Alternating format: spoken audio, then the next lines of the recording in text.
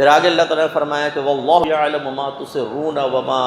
تعلنون، اور اللہ تعالیٰ جانتا ہے جو کچھ تم چھپاتے ہو اور جو تم ظاہر کرتے ہو، یعنی اللہ تعالیٰ پہ کوئی چیز مخفی نہیں۔ اب اس میں بھی معاملہ یہ ہوتا ہے کہ ہماری توجہ مخلوق کی طرف زیادہ ہوتی ہے، خالق کی طرف کم ہوتی ہے، جس کا ایک رزلٹ یہ نکلتا ہے اکثر کہ ہم لوگوں کے ڈر کی وجہ سے تو گناہ چھوڑ دیتے ہیں، لیکن اللہ کے خوف کی وجہ سے کامل طور پر اپنے آپ کو گناہوں سے اور خراب چیزوں سے پاک نہیں کرتے ہیں۔ وہ شخص جو سامنے بعض اوقات صاحب تقویٰ ہوتا ہے، وہ تنہائی میں جا کر گناہ شروع کر دیتا ہے، کیونکہ تنہائی میں صرف ایک اللہ کے دیکھتے رہنے کا احساس ہے جو ہمیں گناہ سے بچائے گا، اس کے عذاب، اس کی گرفت کا خوف ہے جو ہمیں گناہ سے بچائے گا۔ اچھا، تنہائی سے مراد میری وہ جہاں پر خوف ختم ہو جائے، لہٰذا 6 دوست ہیں، سب کو پتہ ہے ہم کیا گناہ کرتے ہیں، یہ مل کر کوئی فحش چیز دیکھتے ہیں، کسی فحش جگہ جاتے ہیں، جیسے طوائف خانے چلے گئے، زنا کے لیے چلے گئے، 4-5 دوستوں کو پتہ ہے یہ بھی زنا کرتا ہے، یہ بھی زنا کرتا ہے، شراب پیتے ہیں کہیں اکیلے چھپ کر جا کے ایک روم وغیرہ کے اندر، تو یہ بھی ایک تنہائی ہے ایک طریقے سے۔ یہاں خوف ہوگا تو یہ چاروں گناہ سے بچیں گے، ورنہ نہیں بچیں۔ اسی طریقے سے انٹرنیٹ آج کل ایک ایسی چیز ہاتھ میں آ گئی ہے نوجوانوں کے کہ جس نے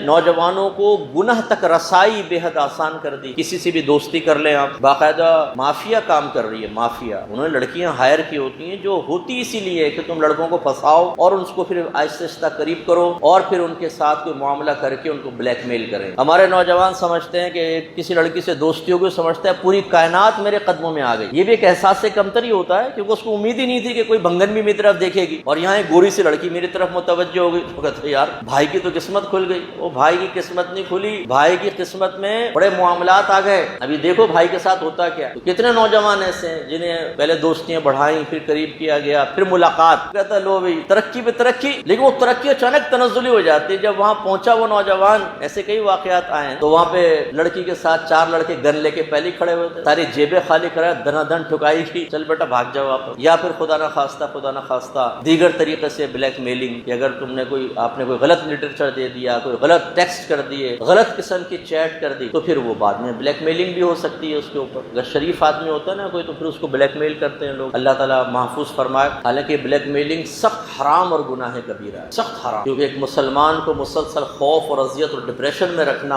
اور بار بار دھمکی دینا کہ تمہارا راز ظاہر کر دیں گے ورنہ اتنے پیسے دو، یہ تو بہت بڑا گناہ ہے۔ لیکن بہرحال تو میں عرض کر رہا تھا کہ تنہائی کے اندر آپ چیٹ کر رہے ہو کوئی کسی کے ساتھ، ایک اللہ کا خوف ہی ہے جو اس کو ہاتھوں کو روک سکتا ہے، ورنہ نہیں روکے گا۔ اچھا، یہ بھی ہوتا ہے بعض اوقات کہ عارضی بے خوفی طاری ہوتی ہے، ایک شخص واقعی خلوت جلوت میں اللہ کا خوف رکھتا ہے، ڈرتا بھی ہے، لیکن کبھی ایسی نفسانیت کا غلبہ ہوتا ہے کہ وہ اس میں بہہ جاتا ہے۔ تو خلاصہ کلام یہ کہ بہرحال مسلسل اللہ تبارک و تعالیٰ کی طرف یہ توجہ رکھنا کہ اللہ تعالیٰ جو میری اعلانیہ چیزیں ہیں وہ بھی ملاحظہ فرما رہا ہے، اور جو پوشیدہ ہیں وہ بھی جانتا ہے، حتیٰ کہ میرے ذہن میں آنے والے خیالات تک جانتا۔ بعض اوقات آپ ایک آفس میں کام کرتے ہیں، اس میں فیمیلز بھی کام کرتی ہیں، عورتیں بھی ہوتی ہیں۔ اب بظاہر تو یوں دیکھا یہ نگاہ نیچے کر لی، لیکن اس کے بعد جو دماغ میں چیز چل رہی ہے اسے تو کوئی نہیں پڑھ سکتا نا۔ اس عورت کے بارے میں سوچنا، اس کے بارے میں غلط خیال لانا، اس کے ساتھ کوئی غلط حرکت کرتے ہوئے اپنے ذہن کے اندر منظر لے کر آنا، فحش منظر لے کر آنا، اس کے بارے میں غلط قسم کا سوچنا،